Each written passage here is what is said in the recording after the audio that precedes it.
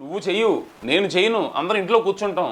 అక్కడ గుళ్ళల్లో మాత్రం అపవిత్రాలు ఏమేమి జరగాల్సినవి అన్నీ జరిగిపోతుంటాయి. మనం కళ్ళు మూసి కూర్చుందాం. సినిమాల్లో లాగా ఎవడో వస్తాడులే, ఎవడో చేస్తాడులే అని చెప్పి ఎదురు చూస్తూ కూర్చుందాము. ఎవడన్నా వస్తే మాత్రం నువ్వెందుకు వస్తున్నావు అని అడుగుదాం. ఏం బతుకులు అని నాకు అర్థం కావట్లా. పవన్ కళ్యాణ్ గారు ఈ తిరుమల లడ్డు విషయాన్ని పూర్తిగా తన నెత్తి మీద వేసుకొని తను పూర్తిగా హిందుత్వవాదిగా మారిపోయి కంప్లీట్ పాలిటిక్స్ చేస్తున్నారనమాట. నువ్వు జర్నలిస్ట్వి, నువ్వు అందరినీ తిడతావు లేకపోతే అందరినీ పోగొడతావు, ఏదో ఒకటి చేస్తావు. నీకు కంటెంట్ కావాలి, నీకు వ్యూస్ కావాలి, లైక్స్ కావాలి, దాని ద్వారా వచ్చే రెవెన్యూ కావాలి.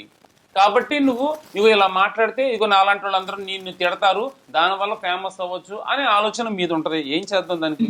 గుడి లేకపోతే హిందువులకు సంబంధించి వాళ్ళ ఆలయాల్లో కొన్ని తప్పులు జరిగిందంటే దానికి ఒకళ్ళు వచ్చి మాట్లాడుతుంటే దాన్ని తప్పు పడుతున్నాడు ఈయన. మళ్ళీ ఈయన పేరు శ్రీనివాసే. మళ్ళీ మనం ఏం చేయాలో నాకు అర్థం కాదు.